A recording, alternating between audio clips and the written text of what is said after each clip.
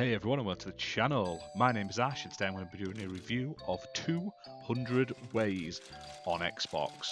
Now this was released on the 19th of November 2021 and I believe it is a sequel to the previous puzzle game 100 Ways. So it's developed and published by Sunlight Games and it's playable on Xbox One and Xbox Series X and S. Now it is single player. And 200 Ways is basically a game where you have to get the balls to the end of the level via multiple contraptions. So it says they've given puzzle fans twice as many mental challenges to overcome. So in the original game, there was only 100 levels. There's 200 levels. That'll keep you going for quite a while in this game.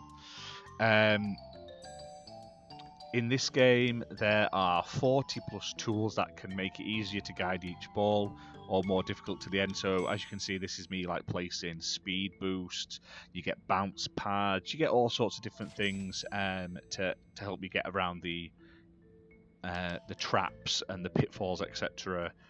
of each of the levels, basically to get to the end flag.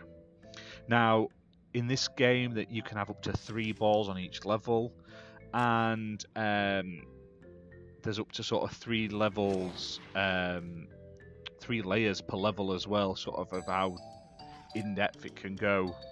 Now, the game features a real-time 3D isometric view, and you're able to sort of zoom in and out, spin the camera around, focus on what you need to focus on, and look into things. Because, like I say, you can't. Some of the levels are so big you can't actually see them all in just the screen. Like on the version you're seeing now, this is me just in one of the earlier levels trying to work out what I'm supposed to be doing and stuff, and it all depends on sort of like the speed of the ball as well, like the momentum. So in the bottom left corner you've got like a momentum thing that says how fast you're going. So like here I kept messing up because I was sending it off too fast, and eventually I figured it out. But yeah, it's all about like momentum, making sure like if it goes off a bounce pad, has it got enough speed to get to the other side where you want it to go. If it bounces off like these rubber bands to like bounce them off these barriers, is it going to fire it off too far and too fast? That sort of thing. Now, the game gradually increases in difficulty. I thought it was quite difficult at the beginning, but I'm not the biggest puzzle game sort of guy. But it starts off pretty not difficult, but pretty straightforward, but with some slight difficulty, and then it gets more and more difficult, and it stops holding your hand as much as you progress into the game. Now, there is a tutorial level for each of the like tools, so there's 40 tutorial levels, which is really good that they do a tutorial level telling you how to use each of the items. They didn't have to do that, but that's really cool that they did it. There's 2 level themes, so obviously this one is like the beachy theme, and then there's like a lava-y theme as well. So not a huge amount of themes to the game, but obviously that's not what you're looking at. You're looking at the actual puzzles, and each of these themed areas have different soundtracks. Now the game itself for puzzle fans is really like interesting. It's a very cool little idea, trying to figure out how to do things and try. And there's sometimes you can do the different methods to get to the end of the level, which I like. It's not just you have to do this one way. But the game has a few flaws. So one thing, and it's silly little things, but like the UI is so small. I was playing this on a 4K TV and it was so small I couldn't read the right, and I had to literally stand up and walk extremely close to my telly just to be able to read the words on the screen because they were so small.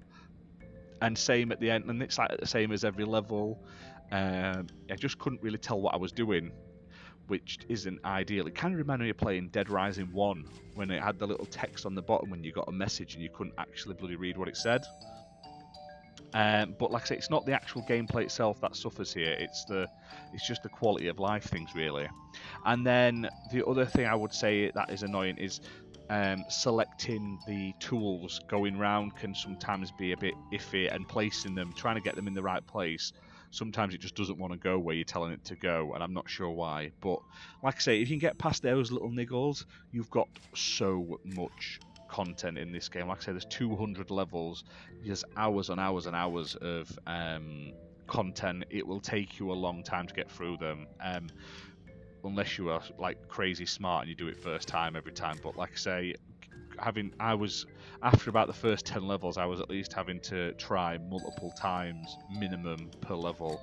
Sometimes I was spending like 10, 15, 20 minutes on a level because I just was stumped. And then eventually I figured it out and I could move on. But like I say, there's a lot to this game. 200 levels. It's priced at the moment at £12.49, which I don't think is bad for the amount of quality you're getting here, like the amount of content.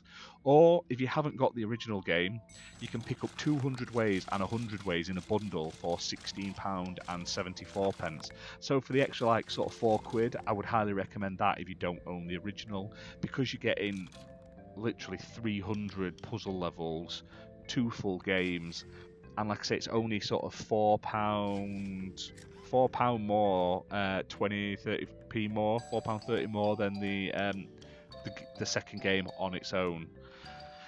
But like I say, I hope you've enjoyed this video. If you have, leave a like, leave a comment, hit subscribe, and let us know what you think of the game.